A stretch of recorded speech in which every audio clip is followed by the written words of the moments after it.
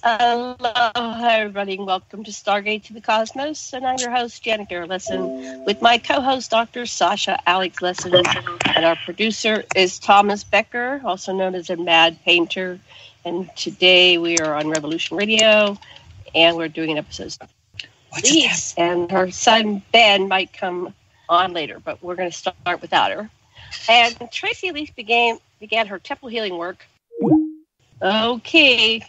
Anyway, I'm not sure if I should start over, but anyway, this is Stargate the Cosmos. I'm Janet Lessin with Dr. Sasha Alex Lessin, producer Thomas Becker, Amadpainter, and our guest is Tracy Elise.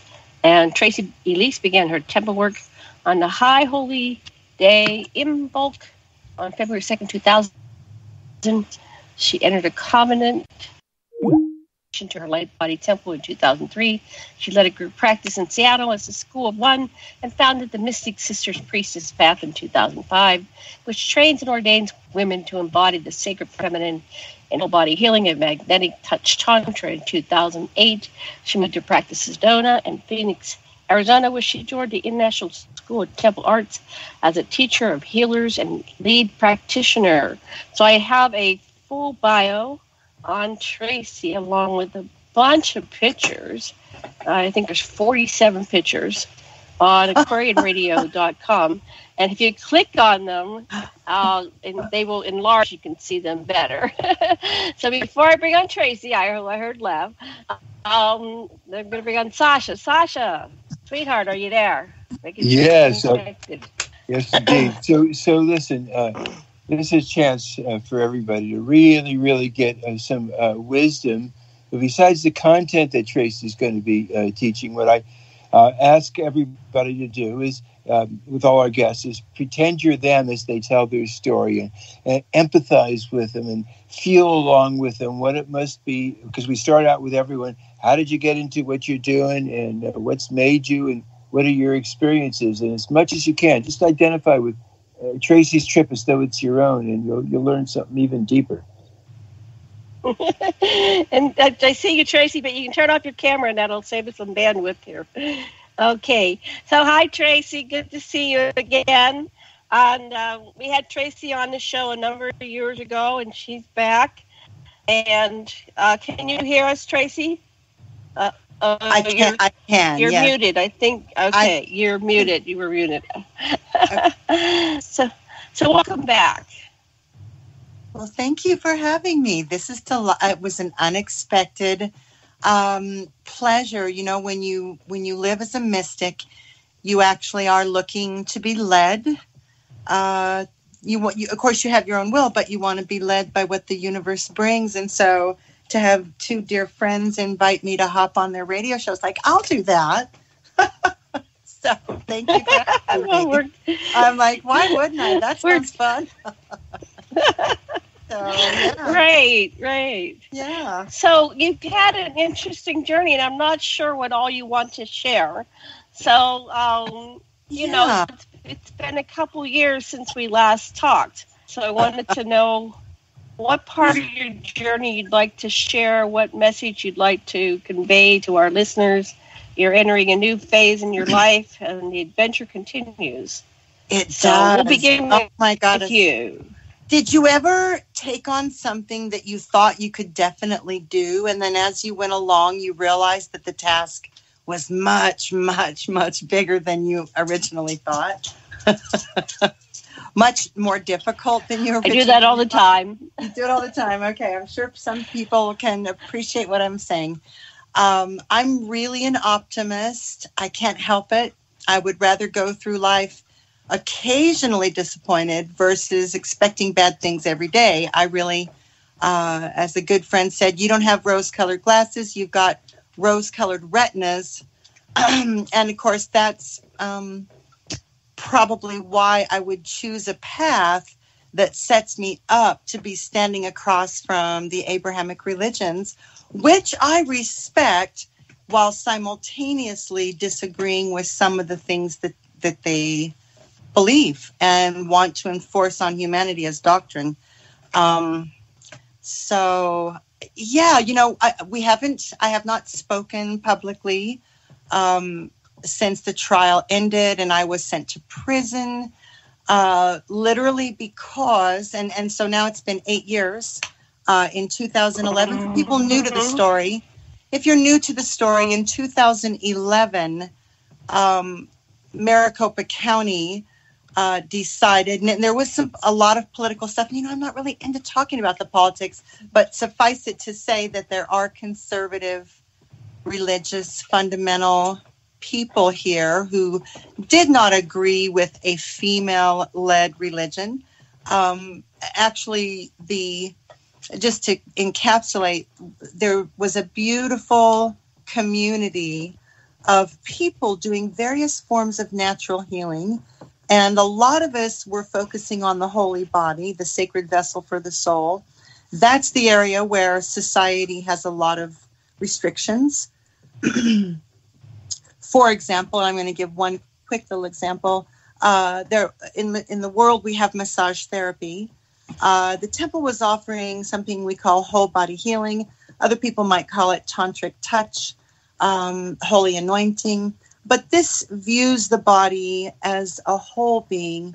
And because we are tantric, the word tantra, tan means loom in Sanskrit. Tra is tool, so tantra is a loom tool. And so when you practice tantra as your faith, as your religion, you're saying, I'm going to use my body, my sacred vessel, and I'm going to learn to send and receive energy and weave with others and with the universe. It's conscious. It's very much energy awareness. And so I've been practicing this personally at various levels of, distinction. But sometimes I really do have all of my energy centers really in harmony and in balance. And so that's the goal. And right. And so that's one of the goals. And so, there is this beautiful movement that I will, some people refer to it as sex and consciousness, so that in the same sentence, you're talking about beautiful spiritual awareness with sexuality. I'm someone who kind of went into a deeper aspect of saying this, to me, this is a religion. It's my faith. It's my church. It's my temple. And by doing that, I set myself up and I set up people that were around me to be attacked as being a fraudulent church. And that's it. The story in a nutshell is that the Arizona temples, these beautiful Tantra temples, were all forms of Hindu, Tibetan, Egyptian, and Gnostic Christian and pagan forms of Tantra, and Native American forms of sending and receiving. We're all being taught. Beautiful Aquarian, we're on Aquarian Radio, beautiful Aquarian community where all these modalities were being freely offered to each other. So beautiful to be in that energy. And, all I can say is over the years, I've discovered more and more of what happened, but let's just say that there was some bad press about our temple in Phoenix.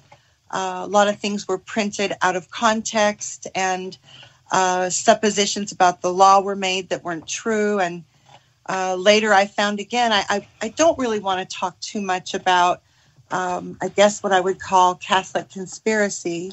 It's difficult because I married a Catholic man in a Catholic church. I have beautiful children that you might say are half Catholic. And I so love so many of the Catholic people, the people who that's their church. I'm actually dating someone who's Catholic. Right this minute, as we speak, I'm dating a Catholic. So it's not about the people. You're brave. Yeah, but he's very open-minded. But here's the thing.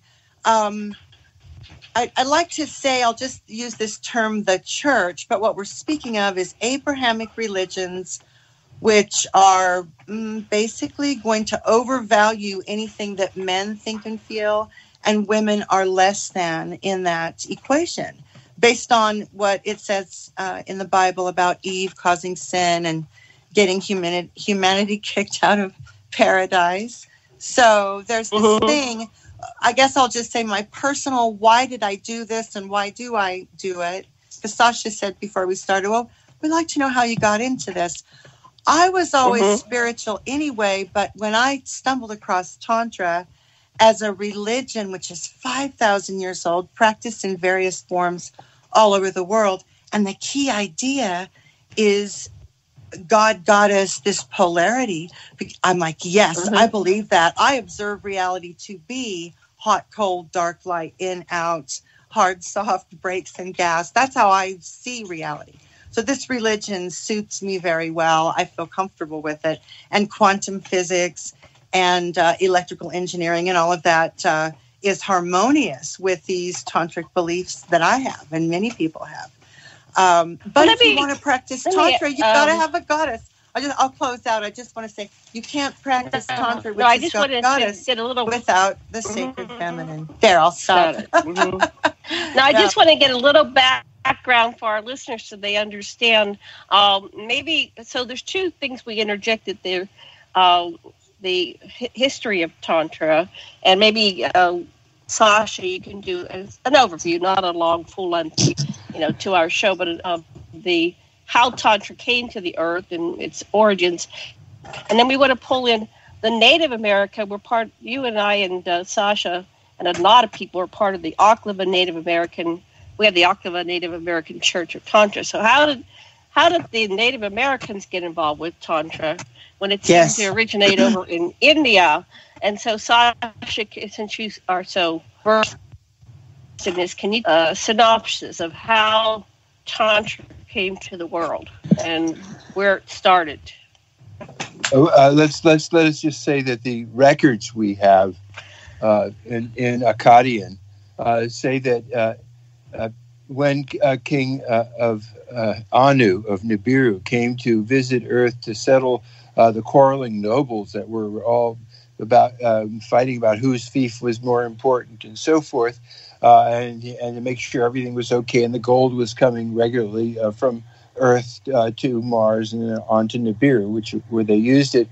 He came and they prepared his great granddaughter Inanna or Ishtar to be his lover, and when the king arrived, and he actually came in a big rocket ship. They were using them then for gold transport, and with his Queen Antu, who was his wife and queen, and she instructed Inanna in all the ancient arts of Tantra that they practiced on the planet Nibiru, and everybody held hands and made a circle around them as Inanna and her great grandfather joined, and he gave her the temple afterwards, and she was known as his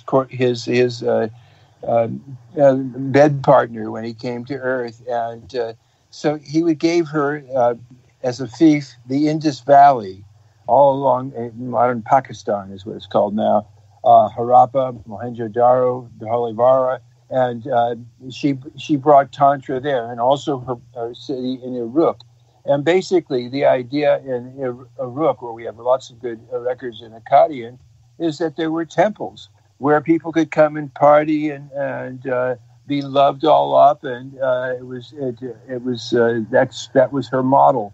And in India, she set up all kinds of temples, and that was her trip. She taught humanity Tantra, but all the Anunnaki, Thoth and others practiced Tantra. And of course, when Cain was driven east of Eden and marked genetically so that he wouldn't have a beard, when Thoth and Nerta and others started peopling Teotihuacan and Teotihuacan, and they brought over the descendants of Cain, and they lived first of all on an island in the middle of Lake Titicaca in Bolivia. And after the flood, they had survived. They were way up there, and so that the South American Indians were really from India, and they also were accompanied by Sumerians, guys with beards, and black people from West Africa, the Olmecs, who ran things for Thoth, who known in the New World as Ku Klux Klan. But anyway, that's just some of the background. The point is that Tracy is just going on a very, very old tradition. Now, the Indians, the American Indians, the Native Americans have their own traditions too, and they have been particularly tutored by the Greys, who have saved them when the flood came and took them up to Sedona, and then later on, after and made sure they were well taken care of. They gathered people after about a few hundred years. They were moved in their flying saucers down to the Four Corners area where they live to this day. The Hopi and the Zuni. So that's a little, and they have their own Tantra, the wonderful Kudoshka Tantra traditions. What that means is that there's laying on of hands and the anointing of the body. It's a sacred ritual in almost all traditions, not just Native American and Akkadian and places we have knowledge of. No, the big problem is exactly like Tracy said. It's dominator consciousness versus partnership consciousness. And dominator consciousness, such as Arpeo's Phoenix, is just a matter of bully, where men lord it over women, where the boss tells the underlings what to do, and people are considered right because they've got might, and it just grinds the consciousness of ordinary people and women and minorities down, and it's disgusting. And Tracy's temples are a movement that I've been proud to be part of, to bring the joy of real spiritual practice to the world. Thank you so much. That's beautiful. Testimony and context for this. Right, and then this is the United States of America, where we're supposed to have religious freedom. And I wanted there's little tolerance for anything that isn't. Yeah. So we do live in everyone listening might be interested to know that there is a series called The Family, and I believe it's Netflix. Is it Amazon or Netflix? It's called The Family. Netflix. Oh, thank you. And it basically lets us know in no uncertain terms that fundamental Christians, and I'm going to say, I could call them Abrahamic, but it is Christian. I don't know what's happening with Muslims in this particular group. It's very much Christian, but they are, there are invisible structures which hold things to a Christian form. And, if you really understand all these fundamental religions are what makes them fundamental is our way is right. Anyone else's way is definitely wrong. And it's up to us to make everybody follow this one over here because we've got the right one. And of course so that's what I wanted to swoop back just to one fun thing for the listeners, because it's a fun picture. When we speak of Native Americans, the prosecutors, so just so people know, the temples were attacked, they were closed, and there was a long drawn out legal process, which we eventually lost. And I guess I had the privilege to go to prison for my religious beliefs. I mean, I'm still alive. In olden times, I would have already been burned at the stake. So I have to be happy about that I'm here and I can talk about it. But something that came up that was lovely, the prosecutors were like, we don't see what Native Americans have to do with Tantra. And our esteemed leader, James Mooney, one of our elders, we've got many elders, he got out his prayer pipe, and the bowl of the pipe is the mother's womb. And the stem of the pipe is the father's wand, the lingam, the wand of light. And he raised them in the courtroom as he's in the witness box, and raised them over his head and said, this is the sacred, everything comes from this sacred union of mother and father. And we symbolize it. It is kind of sexual because you take the wand or the stem of the pipe, and then you connect it with the womb, which is the bowl, and the feminine. So, and he talked about in his world, in their ancient ways, that young men would be, when they thought they were old enough to be a man, they would be stripped of everything and sent into the woods to live for a year alone. I don't know if they were given a knife. I don't remember that part, but pretty much told to go live in the world. And when they got back, their reward was that they were initiated from a boy into manhood, because they'd proven that they could have sex, because they could take care of themselves, Therefore, they could take care of the family. And so there was much testimony given that people coming back from war, whether you're in Europe or whether you're in North America, that as warriors would come back from battle, they would always be processed by sacred women healers, who would take the war out of them before they were returned to their families. And so there's so much interesting history here around goddess temples and Tantra that's just not part of the public discourse. What is happening is that I can tell the whole story basically before we ever were investigated or taken down or waited for a trial, had a trial, and have been through now 2 rounds of appeal. Throughout that entire process, the state of Arizona's position has been that the goddess and Tantra religions, they weren't really specific, that my religion is a fraud perpetrated on the court. It's not a real religion. And then they also didn't allow us to refute some things, which is a lot of times what you mentioned dominator, Sasha. Dominator will silence the victim so they can't say what happened. So that actually happened in court multiple times where things that should have been allowed were not.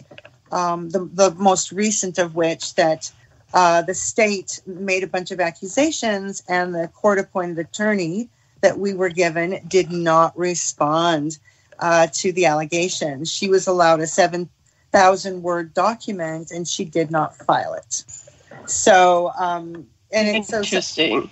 She just didn't file it. And so now we're in what's called Rule 32, which means we have to file for ineffective counsel and explain why. And then when we've exhausted every possibility in Arizona, then we get to file in federal district court. And we actually do have attorneys who've expressed an interest in taking the case once we get to First Amendment and 14th Amendment issues, because we were arguing those all along. So what I think... Well, I got the Tantra category through as a legal category for religions in the United States. I don't understand how they could throw that into the not a religion category. They even have, Satanism as a religion. They really, you know what? They're not allowed. They're not allowed to do what they did. They're actually not allowed to do it. And what it comes down to is the politics of place.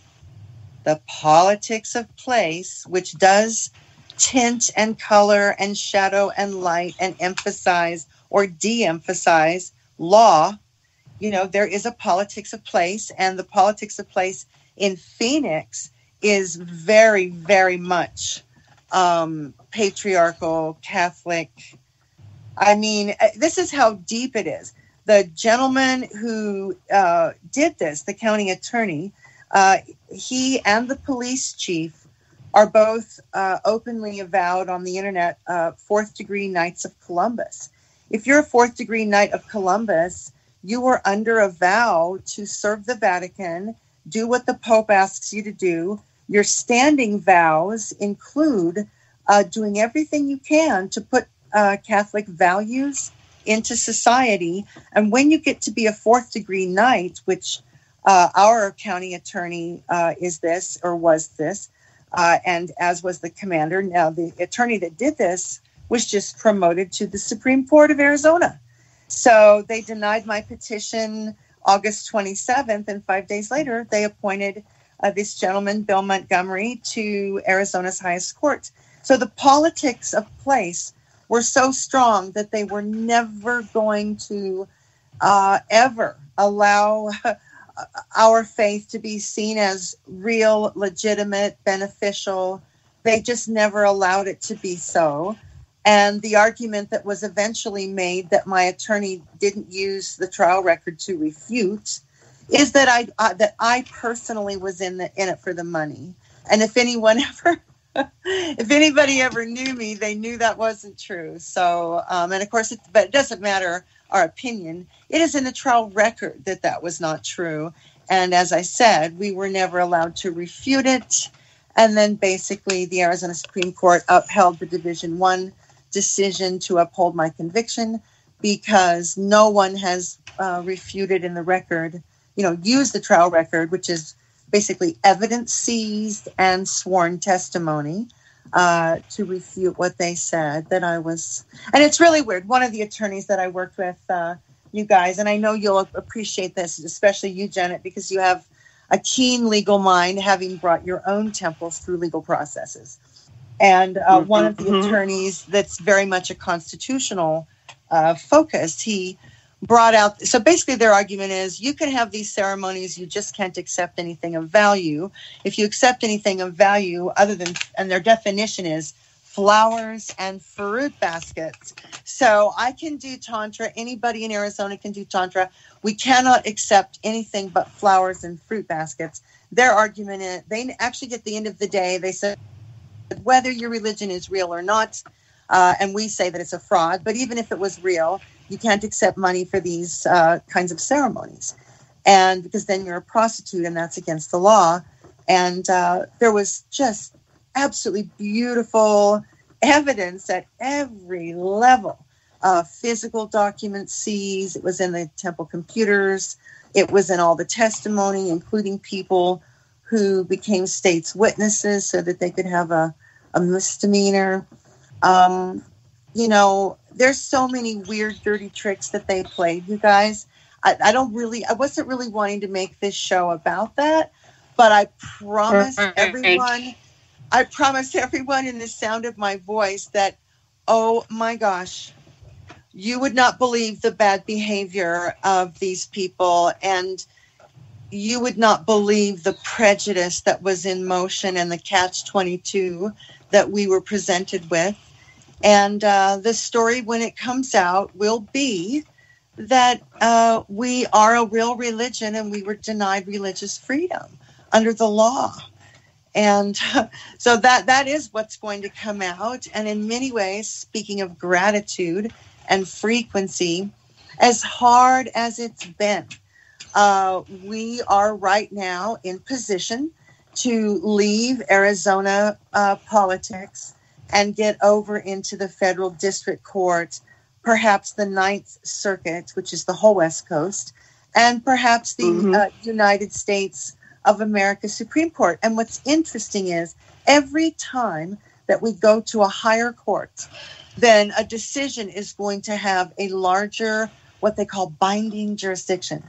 So as soon as we jump to federal, then every court, every city, every county with underneath that federal district jurisdiction will have to abide by the outcome of this case. It's very intense, because every time we climb the ladder, the outcome will have a bigger impact on our community, which is good and bad. So, but I thought what would be interesting for everyone. Well, I guess before we leave the legal, I would just say, the evidence, we could talk about the trial and all that. I will say that right now we are working on editing hundreds of hours of footage. We bought all the trial footage. At the time we had donations, so we purchased the trial footage. There's hundreds of hours that needs to be edited into a documentary project. So that's what we're doing. And when people see what actually happened, I think there could even be a moral indignation and outrage, because it's important for everyone to know that there were never any victims. There were no drugs, no weapons, nobody underage, no victims of record. And that matters, because when you're accused of something like being a brothel, a madam, or whatever, when you're accused of that crime of prostitution, then you automatically activate these victims of human trafficking. It starts to kick in. And but to have that, you've got to have someone say, yeah, they tricked me, they drugged me, they kidnapped me, they forced me. And I had 40 co-defendants, and not one person was willing to go on record and say that was true. So that's just true. The other thing that I think I'd like to tell a few interesting tidbits, just because it's fun. Go ahead. Because now I can say what happened, but when it's happening to you, you don't know. When it's happening to you, you don't know what's happening.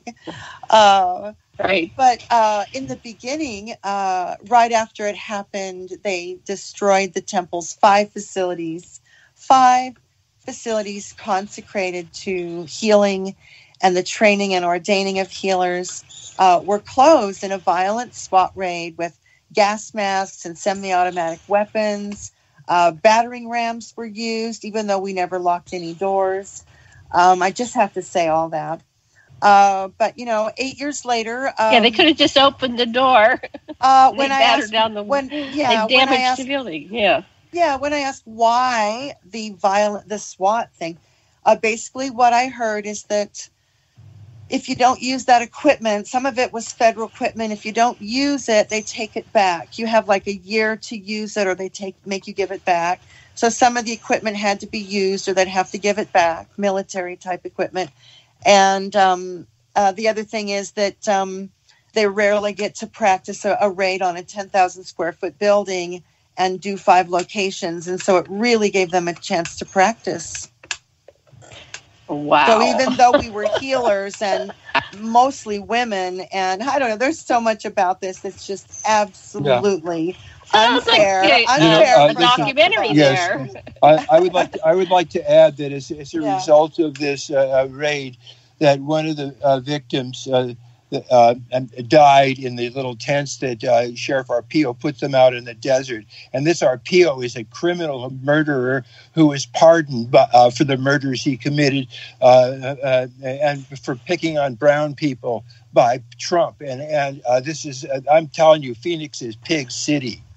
I love you, Sasha. When you talk like some of the things you say, I have to say this, bring me back to when in the 60s and the early 70s, and I was too young to participate. But boy, I watched the news. I watched from the sidelines as people like yourself said things like MCPs. I grew up in a house where my mother, if she sensed any kind of inequality towards women or attitudes that's women's work, she would call, including my father. She would say, Sasha, I think you're breathing into the mic. Don't breathe into the mic. I just was going to say, but back in the day, MCPs, if people are young, they won't remember that in the 70s, 60s and 70s, we might say the male chauvinist pigs was one of them, MCPs. I had to say that brought that back. Thank you, Sasha. I'm having a flashback. I love that. Well, I wanted to address that because you were in prison, and all we have is Orange is the New Black. We don't know what it's really like. Right. And I don't know what you're allowed to share. What is it like? I can talk about it. I kept a lot of journals. I don't really want to talk about it at length until I'm ready, because I want to make a recording of it.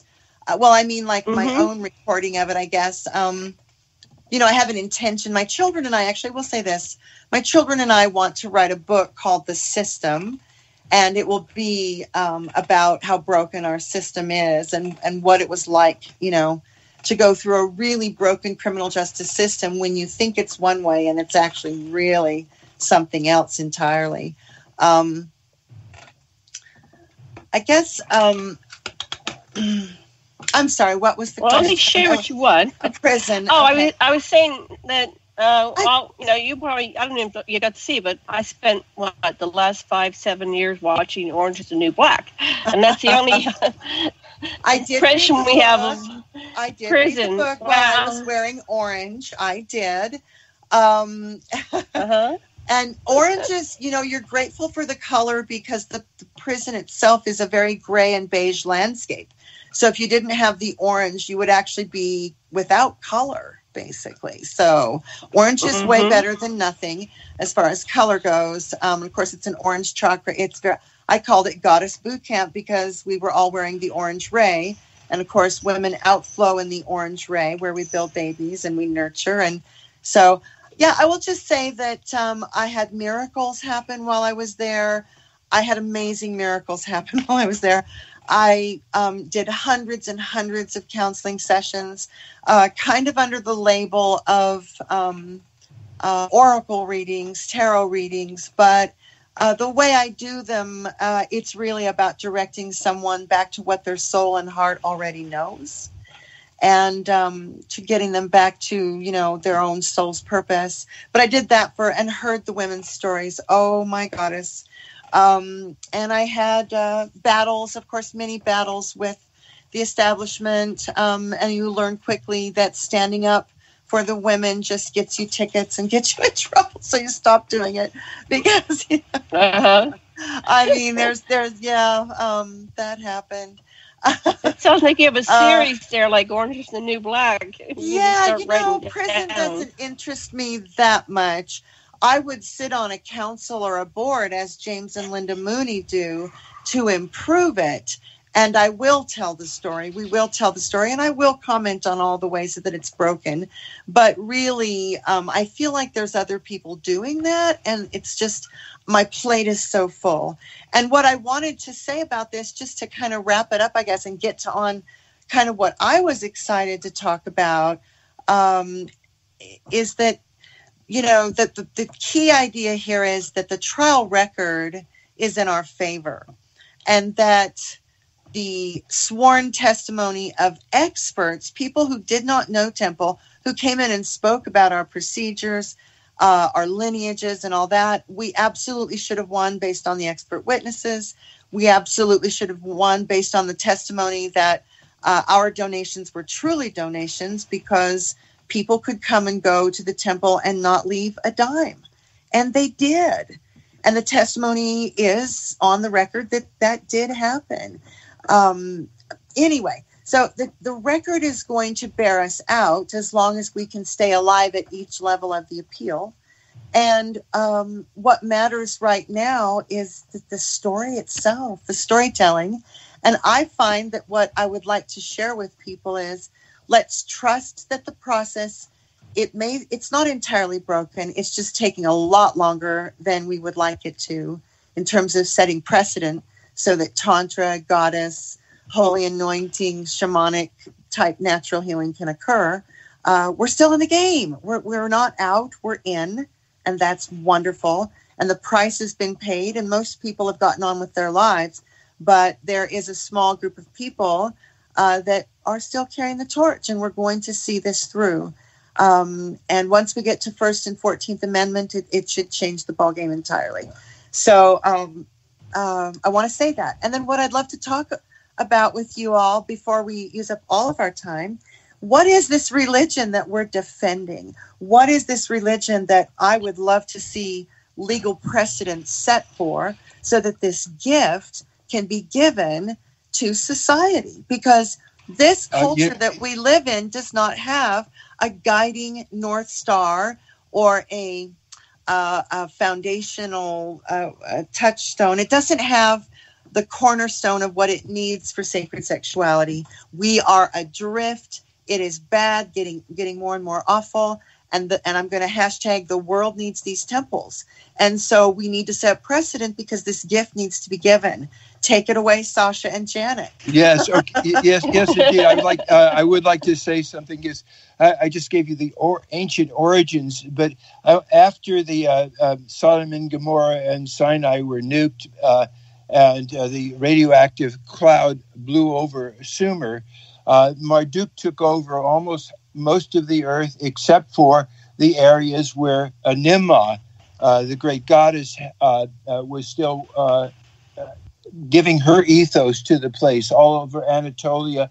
And what you get when you have goddess culture and when you have temples is you get peace. The villages weren't walled.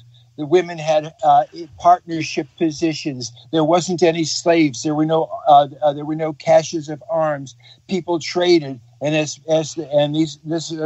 are the Mycenaeans. And it came to its peak in Crete, where the Minos had this wonderful trading, peaceful empire.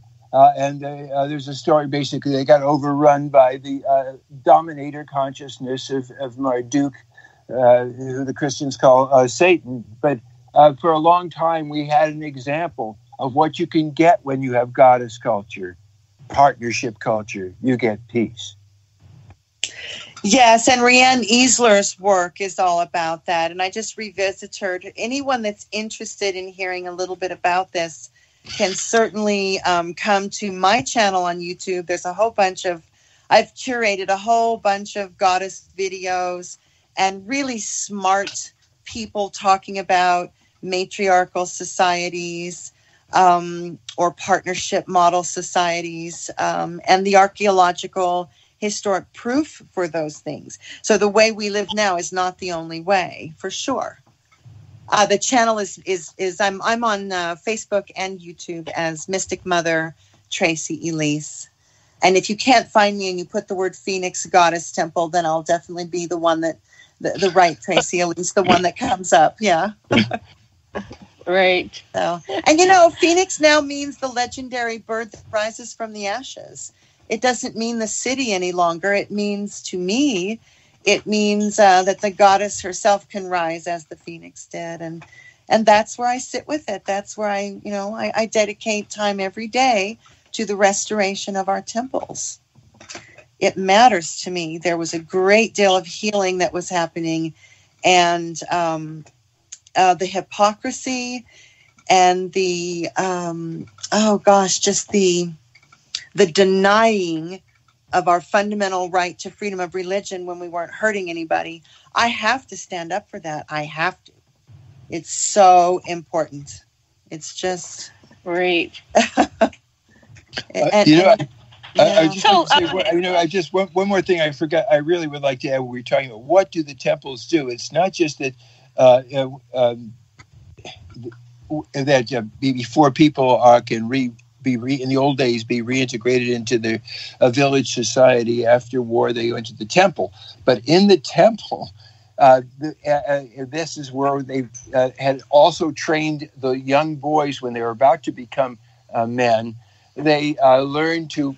They were given as a partner the oldest woman with the least teeth and the most wrinkles, and they learned to grok the goddess in that woman and be in love with her and be a tantric lover before they were allowed to make love too. That was another part of the training. Oh, that's very interesting. That's in the European tradition? No, that's in the ancient Vedic tradition. Oh, there you go. Okay, yeah, and then of course Tantra also, as people may know if they've read up on it, and there's a lot of ceremony that can go on in the graveyards because you're confronting death. Mm-hmm. And you do that by being among the people who've been, buried. I'm so in love with the people I've met in temple, both the teachers, the practitioners, the guides, the shaman, and the seekers, which in our temple we said seekers, and then we had members. You say students, or initiates, but it's all the same. It's mm-hmm. humanity connecting and not relegating religion to speech and thought and the written word, but allowing it to truly form into sacred earth, sacred elements, sacred water, sacred fire, pure and holy air, the holy body. These are the things. In the Christian religions, earth is just a way station on your way to heaven. But in these First Nations, tantric goddess religions, earth is part of a spectrum of sacredness and holiness that we can create the highest possible vibrations of love with what we're choosing within ourselves and then how we're sharing that in the world. I know I go off. No, it's totally right. It's so right. It's the energetics. That's what's missing when most of us have operating egos, which are dominated by our intellect, and we don't feel things with the heart. And the Native people show us to feel with the heart, but what basically we allow the energetics of a real a confluent field with other people. That's how we really communicate at the deepest level, and that's what Tantra does. Yeah, and when you really thank you, yes, and when you study some of these other, you get into what we would call esoteric, or maybe some of the more hidden teachings, the occult teachings, and occult just means hidden. But when you get into some of these teachings, it is about orgasm is used to amplify and strengthen your personal energy matrix. And so sending and receiving consciously the energy, flooding that personal matrix. One of the words for it is Ka, K-A. But, using magnetic exchange, which could be sexuality, but it could be cuddling. It could be spooning. It could be holding hands with the right configuration. It could be maybe even dancing, but you're basically doing the polarity. You're sending and receiving and weaving energy with another person. And by doing so, and especially in the moment of orgasm, you are flooding your personal matrix with more energy, different energy flowing in new places and a bigger amplitude, more power, basically.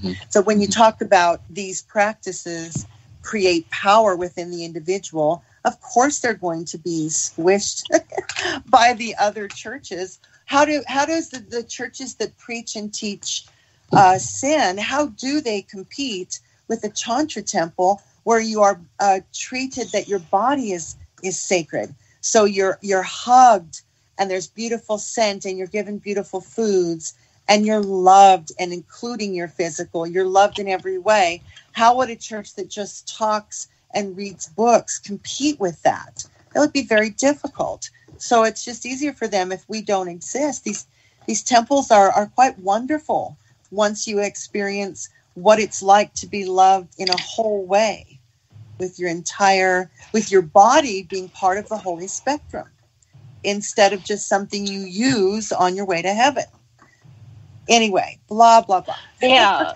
And yeah, I was talking to Chief Mooney, and he called us recently, and he was saying that one of the reasons that the traditional churches feel so threatened, even by the Native American churches that use things like peyote and ayahuasca and different sacraments, is that the people that are in these churches have a direct connection with Source. They have this awareness where other churches require you to have, a mediator. Yeah. You have to go through the priest. You have to go through the preacher, and they chastise you if you say that you know God. They'll say you're crazy. And so only the priest can know God. But in the tantric churches and the Native American churches, the average person is allowed to know God and does know God. They get to know God. They get to know Source and remember consciousness. So anyway, I just had to put that out. You're so correct. And actually, there is a small aspect of Christianity, which is the Gnostic Christians. And interestingly enough, the Gnostic Christians, which say you don't need a priest to connect with your own version of the Creator, they've also been hounded and put underground or, out of existence. Gnostic Christians are also not welcomed by the priesthood. Jesus wasn't welcomed by the priesthood either. No, he was not. He was not. No. And I want to say one thing about James Mooney, a teaching that he gave me, and I'll share with you and everyone because I found it to be fascinating. I had put him in my email when we very first met as Chief Mooney, and I felt very respectful and honored to do so.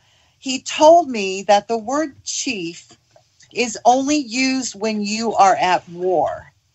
And I thought that was so interesting because I wonder if our use of the word chief, is that an English word that we use to describe First Nations leaders, or is the word chief belonging to the Native American indigenous people and we co-opted into business? I don't know. But he asked me to call him an elder because he said the word chief means we are at war.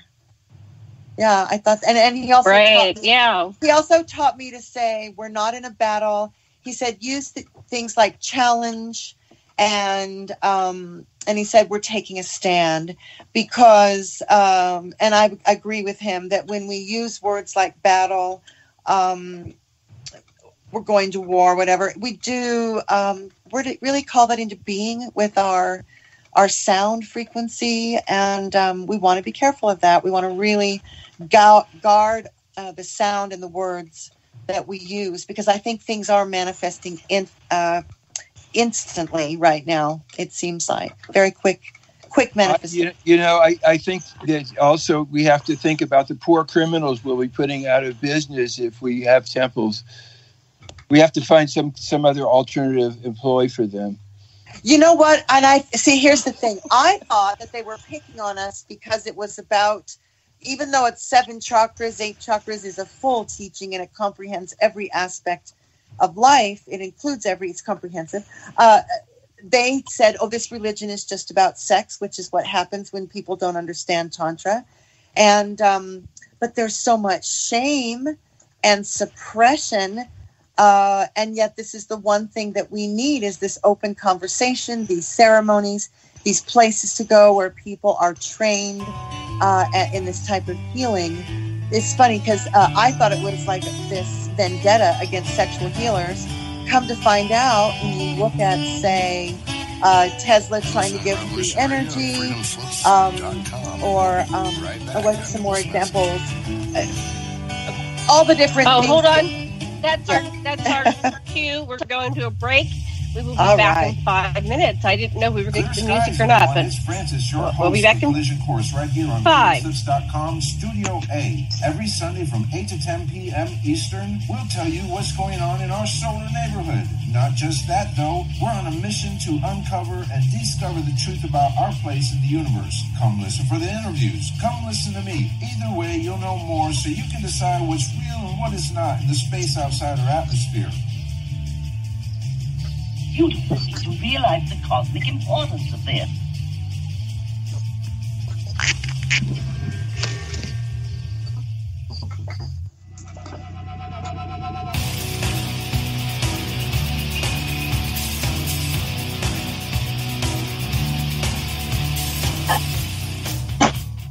America is at war, but it's not being fought with guns or missiles. Now they want to control your beliefs. Everywhere you look, it's false narratives and fake news. Information control is power, and you are their target. And if they don't fool you, they fool your neighbors and your family. You want to stand up for truth, justice, and the American way? To win, you need good intel. We bring it to you. Reliable sources, relevant information, and honest analysis. Coming to you live from Intel Warriors. Wednesday, Studio B, 6 p.m. Eastern Standard Time.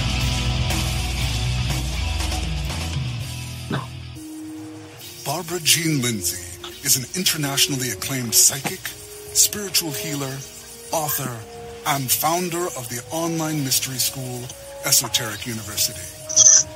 As the Cosmic Oracle, she is a conduit to the powers that be to answer your questions about your future self, past lives, current career, love. She shines light into the darkness to illuminate what was, what may be, and beyond.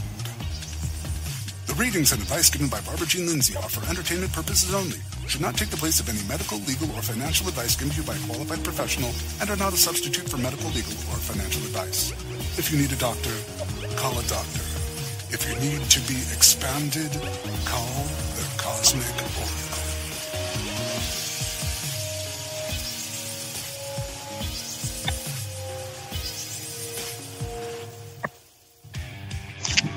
Join White Lily, host of Down the Rabbit Hole, a show about everything you believe to be the truth is subject to a reality check.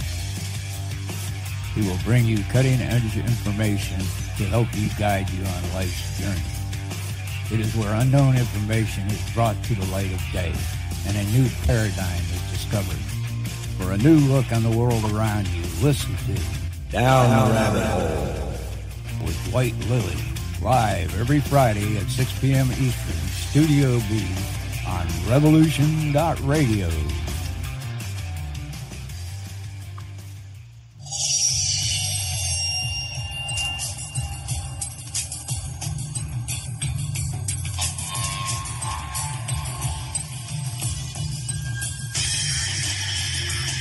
It is no secret that the so-called mainstream media is best described as controlled propaganda. Countless news stories are either totally ignored or spun with half-truths, and because of this, essential facts and vital information are often compromised.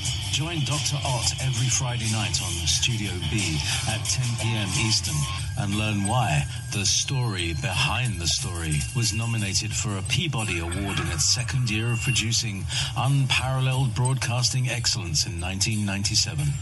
That is, if you really care about learning the truth.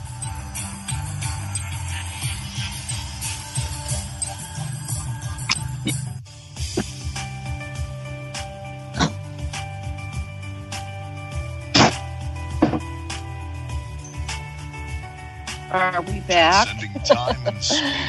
Aloha, everybody. Welcome back to Stargate to the Cosmos. And I'm your host, Janet Lessin, with my co-host, Dr. Sasha Alex Lessin. We're not back. Every Monday evening right here on Revolution. Hello. We are back. I'm back. Eastern time. I don't know if we're broadcasting. Posterior or not. With our great host, Lori and Fenton. Come listen in. I guess we're back. I'm sorry, I didn't quite hear what Ahmad said. From the past and present, all right. Along with all of our guest secrets to the future. Carry on. That's the Fenton perspective. Welcome every back. Monday evening right here from I want to 8 remind to 10 everybody, p.m. please go over to the donation button. And this is, of course, Stargate to the Cosmos. And I'm your host, Janet Lessin, with my co-host, Dr. Sasha Alex Lessin. And Amadpainter Thomas Becker is our producer. And Tracy Elise is our guest today. And we're talking about Tantra and all kinds of things around spirituality and consciousness. But before we get back to our show, I'd like to remind everybody to please go over to the donation button on revolution.radio and make your donation, because we really need your donation to keep these shows on air. And we do thank you very much and appreciate your donations. So, Dr. Lessin, what would you like to say?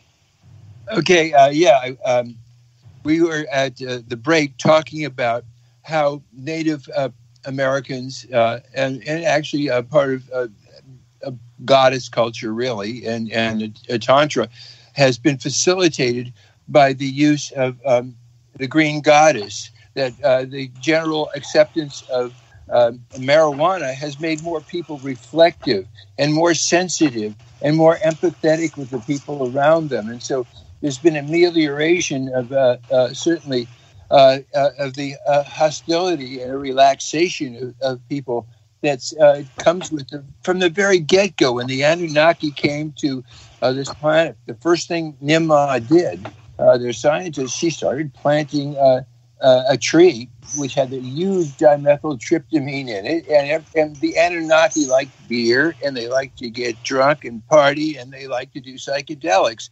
And we've had marijuana.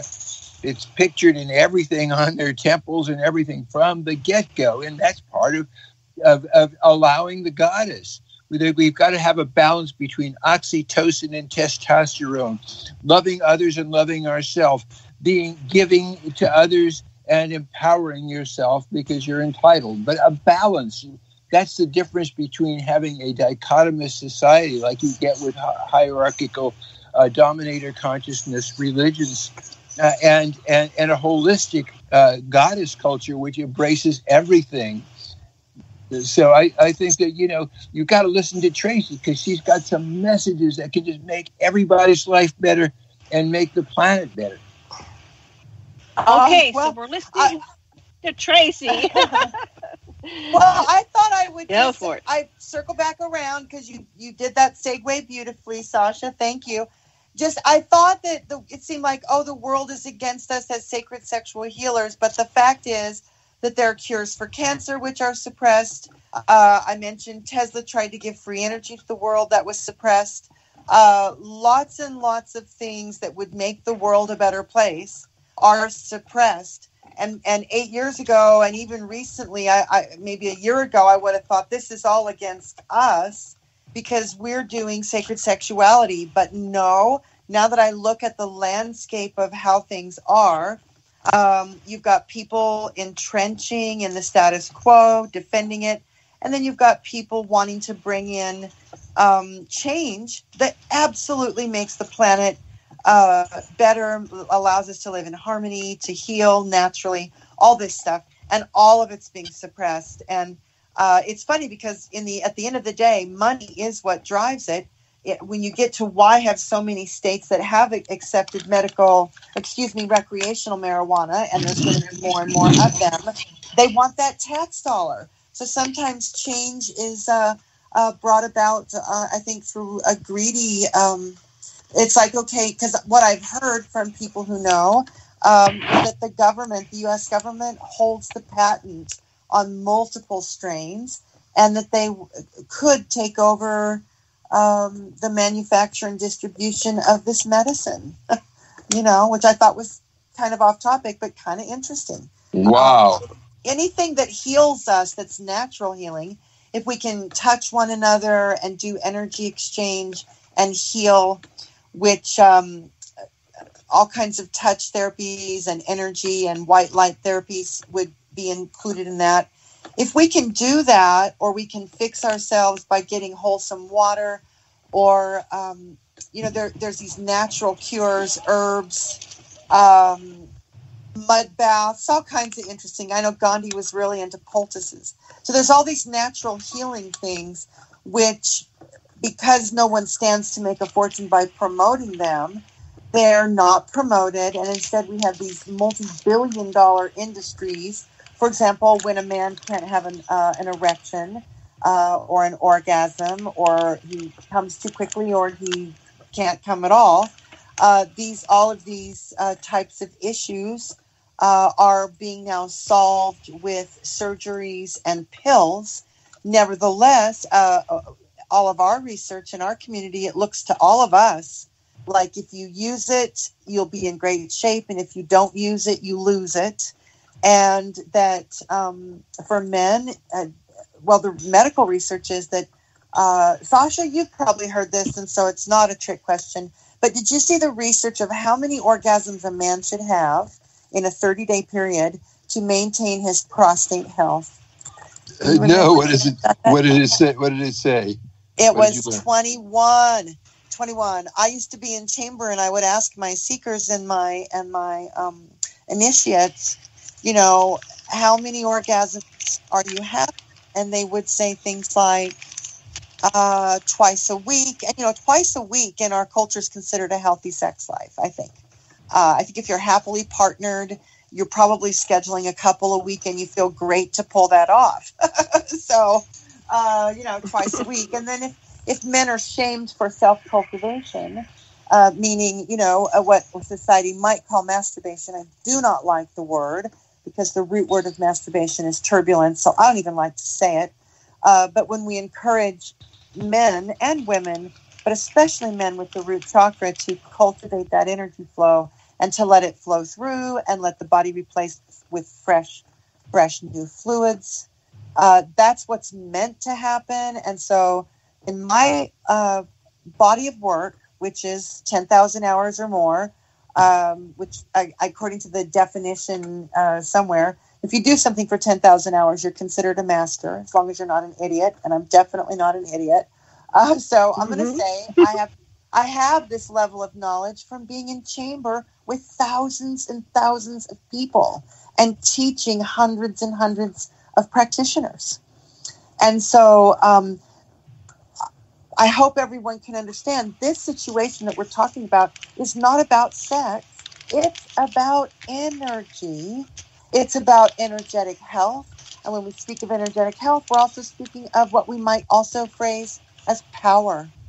Because what is energy but a form of power? And if you are broken, if you're not using it, you're not having orgasm, and you're letting your personal matrix go dim or weak, or even parts of your personal energy matrix are like turned off, then are you a threat to those who actually wield power? No, you're not. You're a dim bulb. And so Tantra allows people who may be feeling like a dim bulb to get back to being, a 200 watt, 100 watt normal. And if they choose to do the practices faithfully, they can climb to 1,000 watt bulb. They can become light if they really pursue it. That's what the yogis of the East teach us. Pursue oneness with light and oneness with source. And Tantra is one of those legitimate paths. Anyway, again, I go off. I want to go back. I want to go back to that article. Let me say something, and then you can take the next one. So you're saying that they needed to have 21 days, and does that prevent the prostate cancer, or the enlargement? What did they find? Yes. Information on that. Yes. You know, I'm going to put up some pages about this, and when I do, I'll make sure that you get links. We used to have them at the Goddess Temple, and of course, all of that was disregarded. Yeah, they've done the studies in India. They've done them in big study in England, and I think a very large study in India as well. And then I think there's some American statistics. So the main thing is that prostate enlargement, having urinary like incontinence issues, and erectile dysfunction issues, and prostate cancer, all related, all connected. And I will say, going back to that, I wasn't saying the 10,000 hours to brag so much as to tell people, when you hear me speak, I'm not speaking like I'm not making it up. I'm reporting to you from the front lines. I'm reporting to you from a kind of a lab situation where I was able to gauge and measure what was happening with people, and especially men. And so most of the men, I had men that would tell me that they only had an orgasm on their birthday and their anniversary and Christmas if they were good. And they loved their partners, and sex isn't part of their life anymore. And people would tell me things like that. But again, going back to seeing, I saw very few men in their 20s, but I did see some.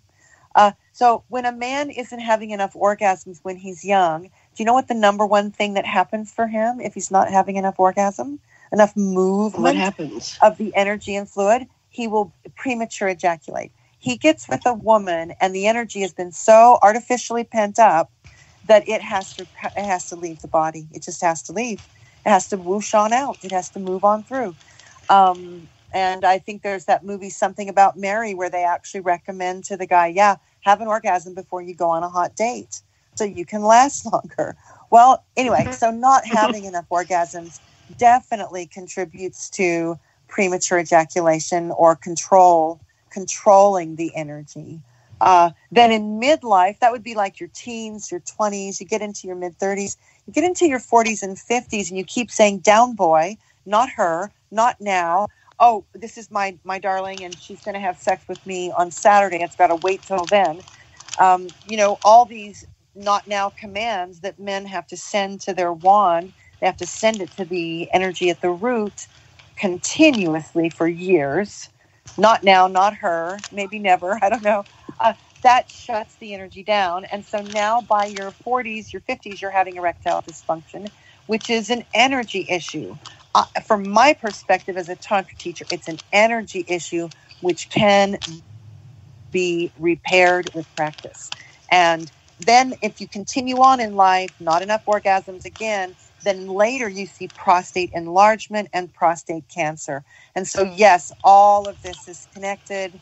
And what I wish I haven't read the articles. I hadn't time to talk about this, but they're out there and they're not difficult to find. That these, even so much as that what they call the glandular milking, which is where you've got to have a partner and of course the priestesses and the healers are trained to do this, the doctors, you're doing what they call a glandular milking orgasm is the best prevention for prostate issues. And it's because when you touch that gland ever so gently during the contractions of what in Temple we call the personal nova, which is a nova is a star that explodes for a moment and it goes back to a regular brightness, but it has like a flare. When we have an orgasm, we are, of course, moving pent-up energy, and we're also, for the men, we're moving fluids that have been in there a really long time, and that allows new fluids to be there. If you're doing a glandular milking orgasm, you're gently massaging during the contractions so that every bit of fluid leaves that gland. And so you're really... So I guess what you're saying, what these studies are saying, is that the purpose of orgasm is not just for reproduction. It's a health practice. It appears to be, yes, it appears to be built in as part of our health, yeah.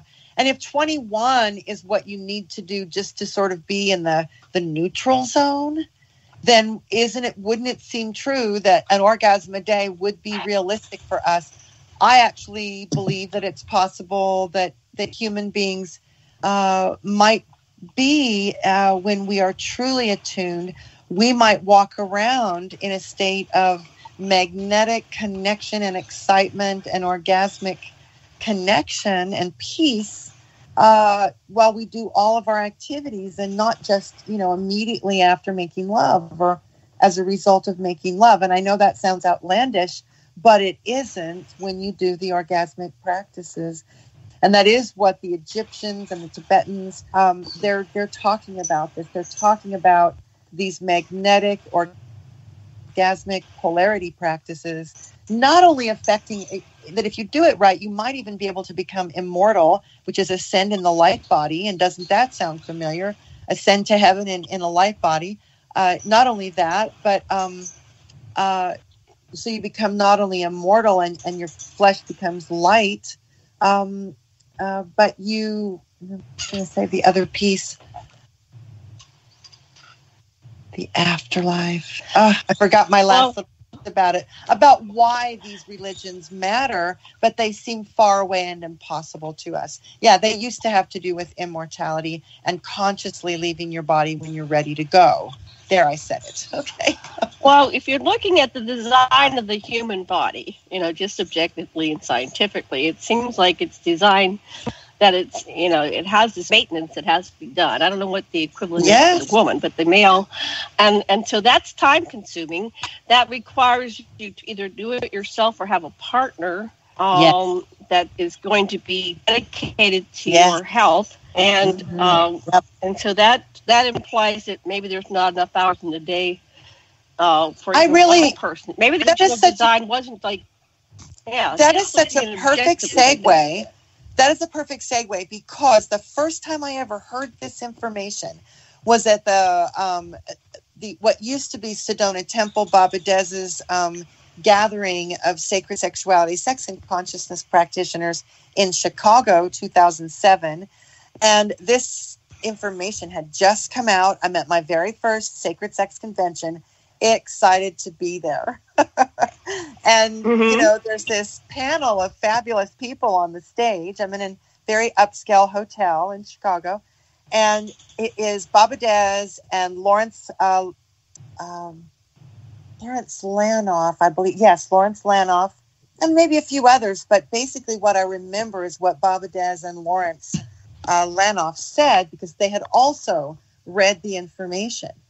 And what Baba Dez said was, wow, because this is true, I now realize that I have to take responsibility, just as I take a chlorophyll smoothie every day, and I lift weights a few times a week, and I hike for my lungs, and I do yoga to keep everything, I do that for my self-care. I now have to add orgasm to my self-care, because if I make it about what my partner is willing to do, then my health is out of my hands, and it's up to whether she's on a work deadline, she's traveling for work, her mother's in town for 2 weeks, whatever these things are, but it's out of my hands, and I can't put my energetic health out of my hands. And I was like, wow, I got to carry that message to every one of my seekers, because that men have to cultivate. They have to cultivate. And that's where we get into, now we've got issues with pornography. And I had multiple men in my last few years of practice before I was stopped from practicing because of these legal things. But I would tell, men were coming to me, young men were coming to me in orgasmic. They can't orgasm with a female because they've been so deeply stamped with an energetic imprint of their sexual experiences being by themselves with pornographic images of women they'll never, ever meet and also never be rejected by, and just, they're kind of compliant and excited. And so that's what they think sex is. And when they're just kind of, when they actually get with a woman, first of all, they expect her to act like a porn star. And actually, one of the sad things is that our young girls, when they are exposed to this stuff, as early as the age of 8 on each other's phones, the young females think that they're supposed to act like a porn star. The problem is they're not feeling whether the sex feels good or not. And the woman is being paid to act like she likes it. So this is distressing. These young guys this is interesting, the polarity.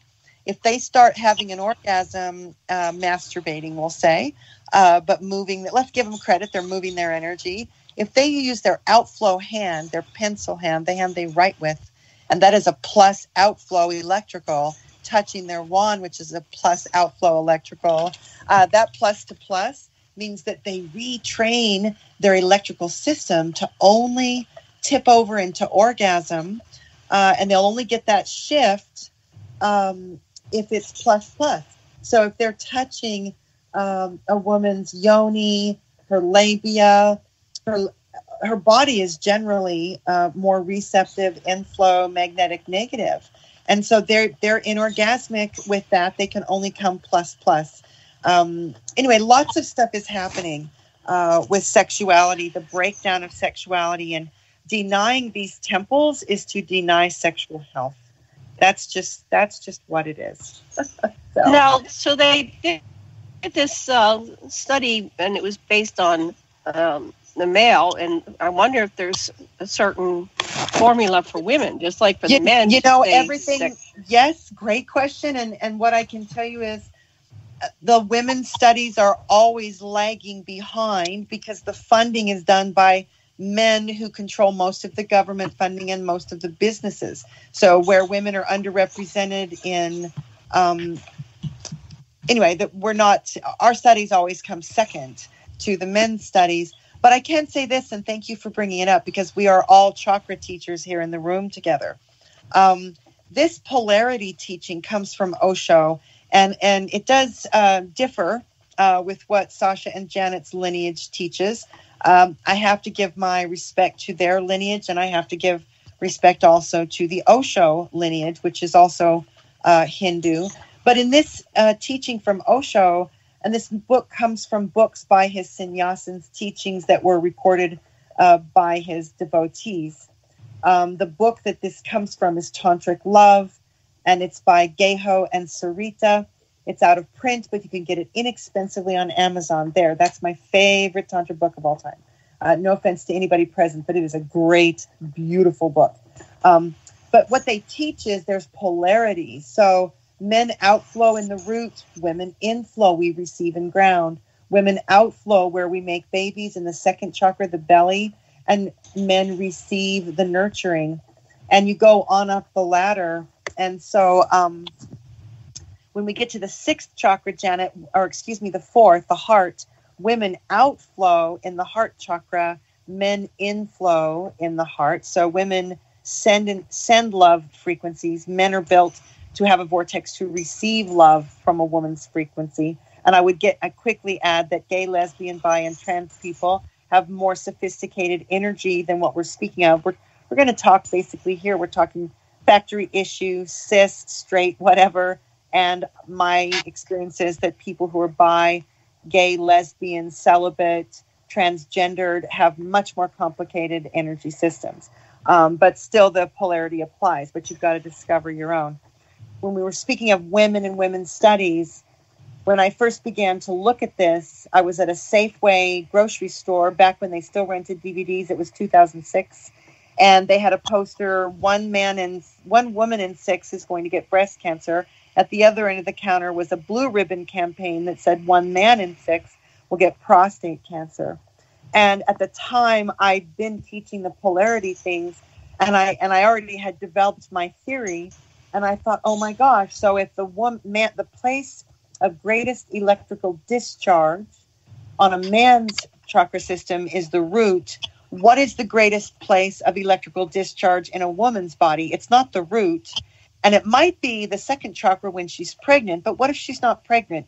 guess what, ladies and gentlemen? Osho teaches that it is her heart, that women outflow the most in the heart chakra, which is breasts, the breasts, which just like the Madonna bra, think of women, the nipples, whatever, but energy flows out. And so here's what I began to recommend to my couples people. Just as he needs to move his energy regularly, the energy of her heart needs to be deliberately received, because women's emotion and our love is not allowed to land anywhere. It's not allowed in necessarily in a school setting, a business setting. It's not allowed. It's not welcome. Women's emotionality, women's power to love and really change the way things feel when they really open up that love flow. We sit on that because it's not welcome, and it's not welcome because it's transformative. And so what I did, Janet, is I began to tell my gentlemen seekers as well as my couples that if you are in a partnership, find something that you do every day, like listen to the news, and sit on the couch, and the lady sits between the gentleman's legs, and everybody's arms are propped on high pillows, and the palms of his hands are cupping her bosom, with the pinky of each finger acting as like the underwire bra. So the pinky is snug on the rib cage underneath the fleshy part of the globe of the mammary gland. The man's pinky fingers are acting as the underwire bra, and then the entire hand is gently, not squeezing, guys, not manipulating, moving. Definitely don't touch the nipple or areola.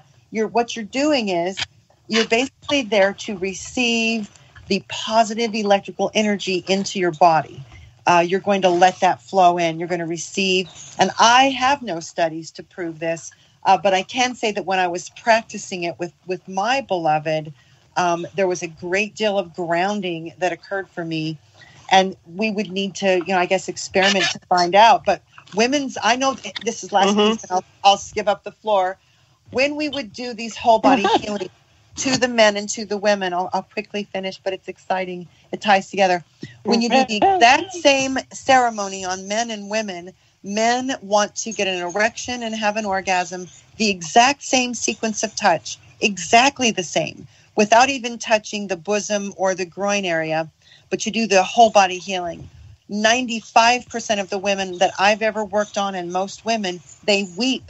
So they are having a release from the heart, which supports this concept that women need orgasms of the heart and men need orgasms of the root.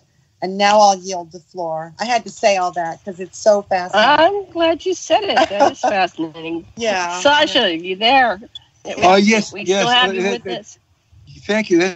That's beautiful, Tracy. Thanks a lot. In the kind of Tantra that we teach, we one of our big categories is relationship. Everybody, and in the temple, I saw this happening. People have what's called bonding patterns when they're in relationship, and it isn't just that one person is the giver and the other is the receiver.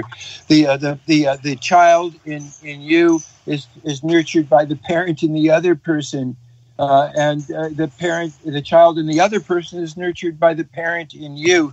But the beautiful thing is, in relationship, you can see that whatever the person, first of all, finds interesting or delightful about you, but later on can't stand, that is their golden opportunity to learn about themselves. That's why relationship is critical. And some of the people that came to the temple that I observed didn't have relationship except in the temple. And that's where they got some really fine reflection, because what you can see is that there's both going on. And when you develop a center, an aware ego process, you can feel both at the same time. The part of you that was annoyed at the other person is just a part of you that's like them, that you're going to learn about. Whatever it is you can't stand is really a part that you need to recognize in yourself too. And that's the joy of relationship. Now, I must say that I saw the greatest work by a guy named Wayne there. He was a wonderful practitioner. He really helped people. He entered into a real therapeutic relationship of the highest level. Well, this whole thing implies relationship, and you touched upon something, and then I'll pass it back to you, Tracy, is that not everybody is socially sophisticated enough to attract and maintain a relationship. And so they find themselves being left out of the loop, and they have to do things all, these health practices on their own. And the education isn't out there. People aren't aware of what you need to do in order to maintain a healthy male body that doesn't get prostate problems or prostate cancer. I think the prostate enlargement, that thing that happens when you get in your 60s and 70s is almost 99% for our society, for men. And there's no education on it. There's no solution other than the American Medical Association, and they like to cut and mutilate. Yes. Oh my God. Yes. Absolutely true. Yep. Yeah. Yep. So there's I just was going to say, so nurses cannot do this, or they could, but the way nurses would do this, y'all, is that they would, that's why men don't like a prostate exam, is because if you don't activate the root chakra energy, if you activate the root chakra energy, which people would say that's an erection, it's sexual pleasure, but we're really talking about activating a certain circuit of energy flow within the body, in that particular part of the body. When you activate a hard-on, an erection, and you keep that frequency of energy going, then when you go into the canal where you're going to do the prostate massage, it's not only is it without pain, it actually is very pleasurable.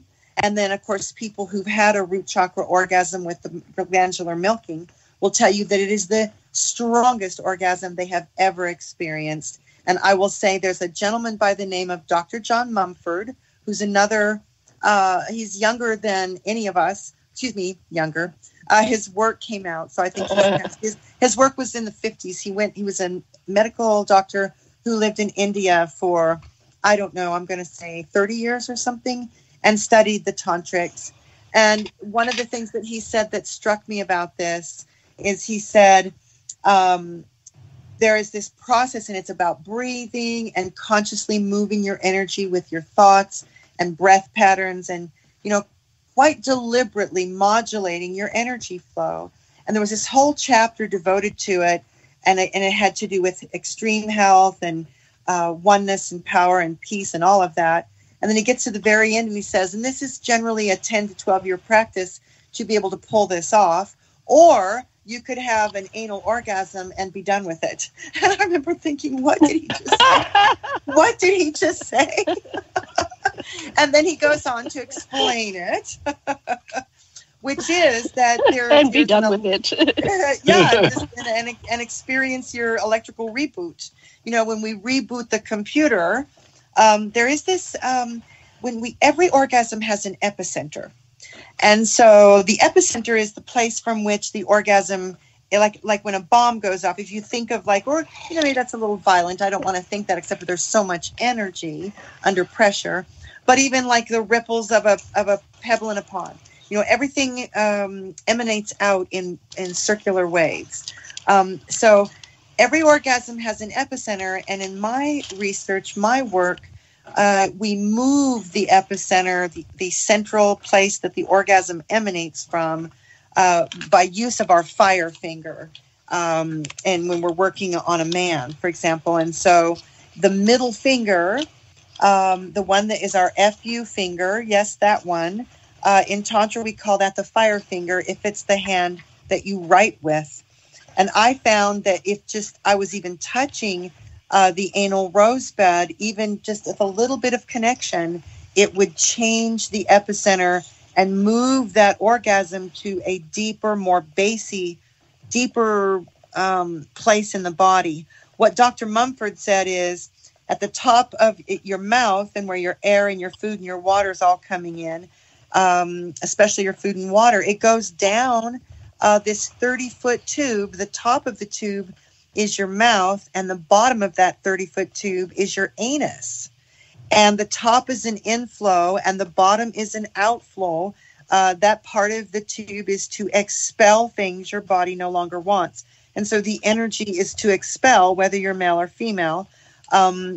Again, whether we're talking someone entering a male or a female person's, anal chamber to do this type of work, you've got to activate the sexual energy, which the Egyptians refer to this as the Ouroboros. It's moving in a loop. It's the snake that eats its own tail. Once you activate sexual energy, then adding in that something penetrating just adds power to the looping quality.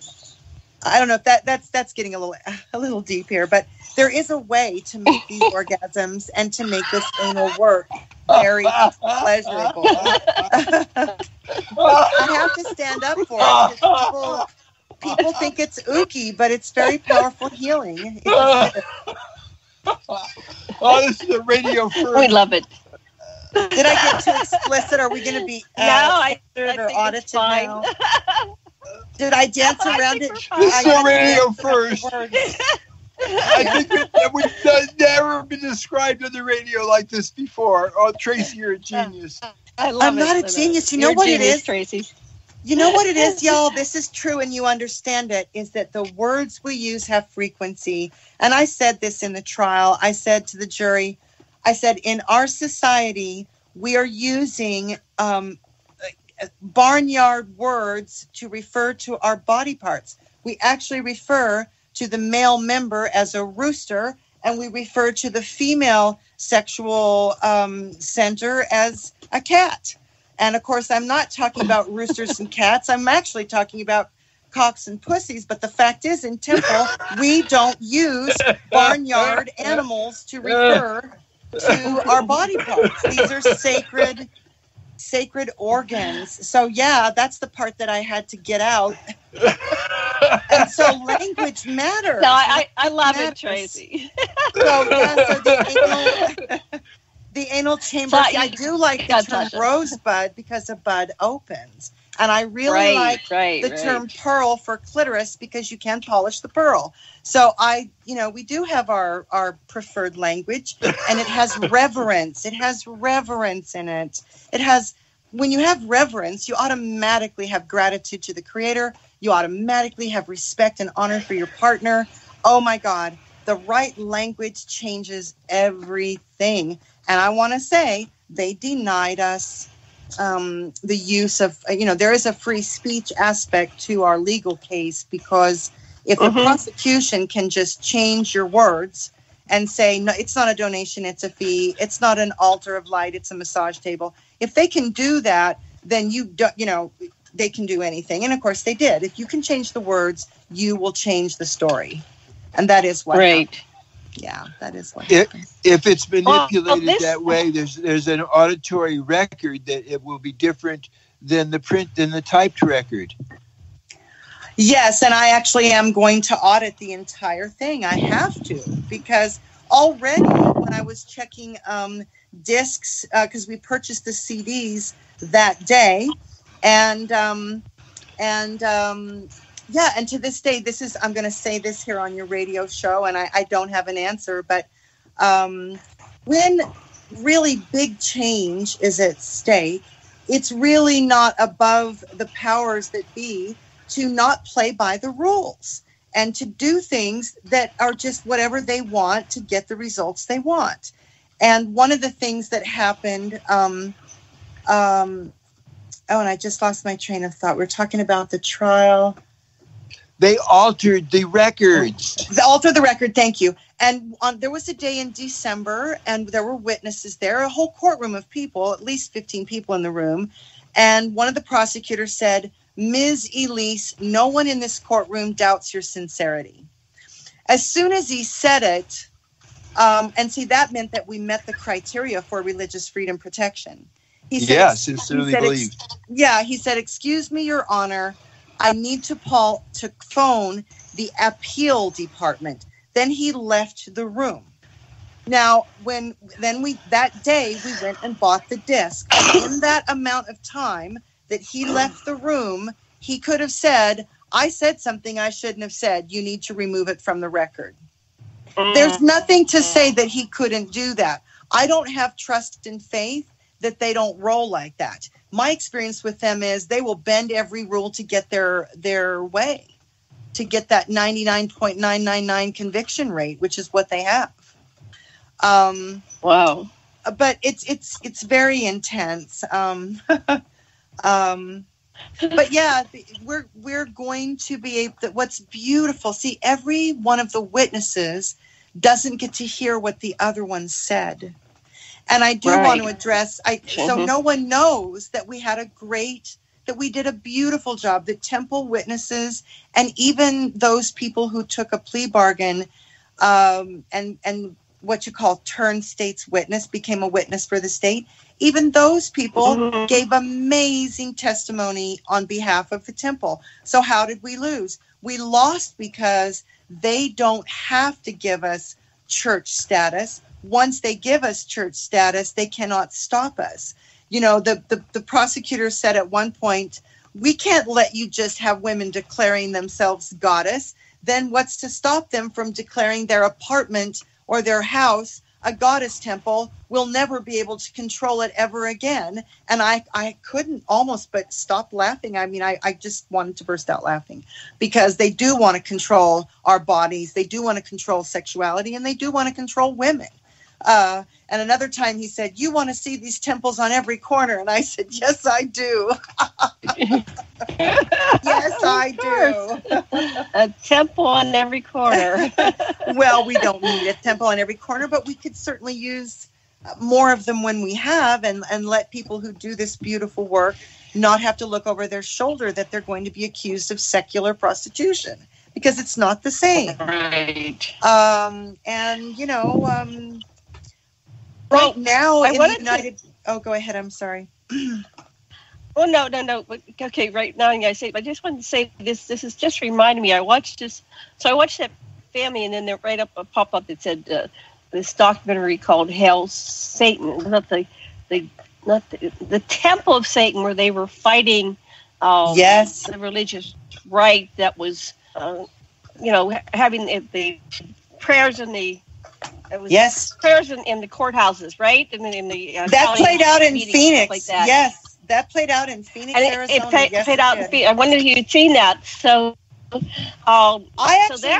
gained a lot of ground. There's like 50,000 members. It went from 3 members to 50,000 members in 2 years. Yes. But it's about protesting this separation of church and state. And so they, it's hilarious, actually. So you saw it, right? It's hilarious. Yes. Yeah. And to be honest again, I've needed this 6-7 months since I've been home from the island.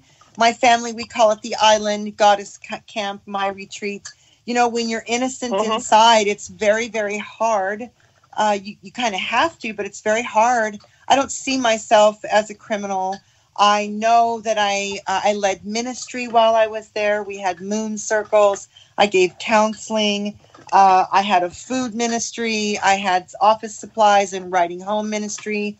I had lots of things going on. Of course, I didn't waste my ministry opportunity. I even did tarot readings for some of the guards, for crying out loud. But you know, my calling in the world is the restoration of these temples, these sacred spaces. And what it came down to was they kind of said, well, okay, your religion might be real. Okay, maybe it is, but you just can't accept donations. And when you don't let people accept a donation for their church, this is where we get into one of our attorney friends said, you know, Hobby Lobby, which was a big religious freedom case that went to the Supreme Court, basically what came out of that is the protections that we give to a church to discriminate or whatever, like in this case, not be forced to provide birth control in their employee health plan. That's what that was about. Basically, another thing that came out of that is that the Supreme Court of the United States said a for-profit organization can receive protections under the religious freedom thing. You don't have to be a non-profit to be protected in your religious freedom speech and actions. So their only argument against me, their big argument against me, is that I was in it for profit and for monetary gain.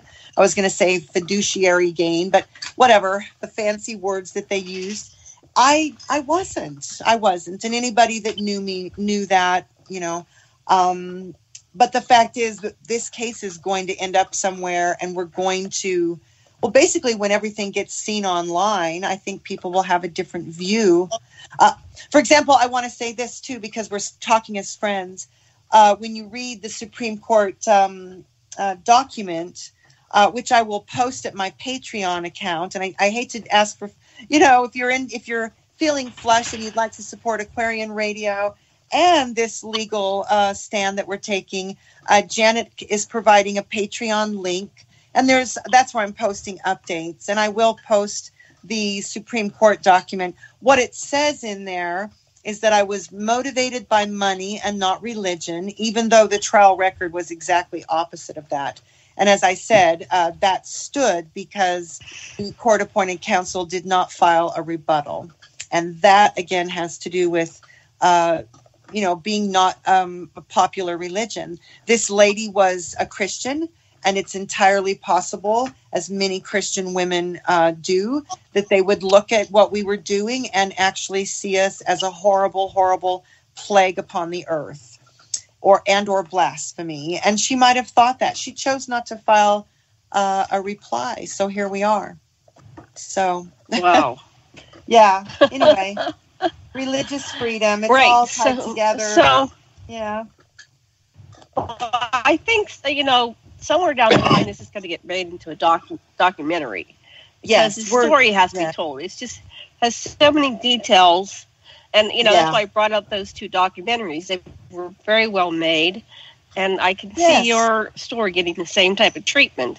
And so, just to mention the Patreon, the funding, and anybody who has any ideas to help us get this made, anybody who's enjoyed this show, besides donating to Revolution Radio, it'd be nice to donate to Tracy so we can get this made. I think it's a fascinating story, and I know that having gone to a number of UFO conferences, Hollywood is just dying for new stories.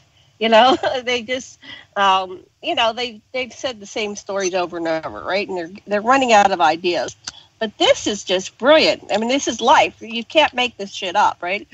Yeah, they like to use the hashtag witch hunt, but this really was a witch hunt in that witch hunts were performed by patriarchal religions who accused wise women, herbal women, healers, women who believed in sisterhood of being an illegal religion. That's and right. This has been a witch hunt, and eventually the truth will come out, and it'll be interesting to see how society reacts when they see how very badly a government treated this faith community. I think everyone will be astonished. And I wanted to address this too, that when we saw the Me Too and Time's Up movement happen around, what's his name, Kavanaugh being appointed, and all the accusers and the beautiful professor that came forward bravely and was pretty much ignored. This is what happened to the female-based religion. The Goddess Temple, and I'm going to use very harsh language here, we were ideologically raped, like penetrated against our will and forced to be something else. And just like any rape victim, we were silenced. We were called crazy. We were like, didn't you bring this on yourself? All the things that they say to rape victims happened to us. And I'm not joking. And for example, I was called part in this Supreme Court document, which is public record and so therefore deemed as fact. It refers to my Rule 11 that I was put in restoration to competency. I was found incompetent. What the record doesn't say, unless you get into the details, is that the original prosecutors were telling everybody Tracy Elise is a charismatic cult leader along the lines of Jim Jones, You drank the poison. You drank the poison Kool-Aid, didn't you? Now, they were saying that to everybody, and it was getting back to me through third and fourth parties that that's what the prosecution was saying, that they were comparing me to Jim Jones.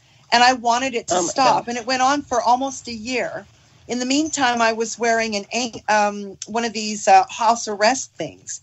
And being an energy sensitive person who's for years been teaching other people how to be energy aware, energy sensitive, now I've got this GPS and a walkie-talkie. So it's 2 types of frequencies, and it's strapped to your leg. And I wore it for almost 2 years, and it was affecting me. It's an EMF, a very strong EMF strapped to your leg. And anyone who wants to see what this was like, I invite you to take your smartphone, stick it down your sock, stick it down your boot, and let it ride next to your ankle, and tell me how long before it affects you, because it will affect you. So when we look at the public record that says Tracy Elise was found incompetent, I was found incompetent for believing in the Constitution, that it mattered. I was found incompetent for saying that the ankle monitor was affecting me in all these different ways. Even though I presented medical research, they said I was crazy. And I was put into Rule 11 by my own attorney, who tricked me and said that that was the way they would stop calling me a crazy charismatic cult leader. And when I was found incompetent, I want to say this, the attorneys and the counselors, the psychiatrists that do this for people when they're accused. If you are an attorney or a psychiatrist or a psychologist with a contract to do services for the state, to work with people who can't afford their own, if you do that, you are going to be getting people who operate in the 20% bottom of their field, because these people are making 25, 30 cents on the dollar, if that, or they're taking a flat fee that's like usually 20 to 30% of their normal published fee. And they're taking government contracts because their own reputation and or their lack of marketing skills means they're not as busy as they want to be. They're not taking government contracts because they feel nice to do it. Pro bono work is done by firms that pick and choose a case that they want to help, and that's called pro bono. But when you get court-appointed counsel and then you're getting a contracted attorney or also a contracted shrink to evaluate you, these are people who are in the bottom of their profession. They're getting cents on the dollar to do the work. They have terrible Yelp reviews, blah, blah, blah. So, I mean, not all of them, but I'm saying with the psychiatrists that found me incompetent, the one lady, she had like 2 stars out of 5. People, whatever, and I won't go into all that. That's for the book. But this is another technique that they use to discredit you and to silence you and to make people disregard you as crazy. Because if you're crazy, then we can file that. I don't need to track that. That's just another crazy person. So that's what they did. They did every dirty trick you could possibly think of. They did. When I was put into I was found incompetent in 2 30-minute visits with these contract doctors, these shrinks.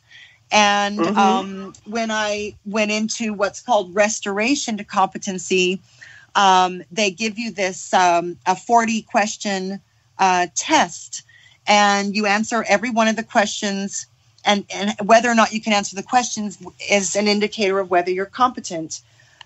They said, okay, this is an 8-week process to restore your competency. We're going to start by giving this booklet to study for the test. I slid the booklet back. I was in jail at the time. I slid the booklet back under the glass window to this very nice woman and said, is it possible to take the test before I do any of the restoration to competency, just so we have a benchmark of where I'm at? And she's like, no one's ever asked me for that, but yes, we can do that. And so she took the booklet.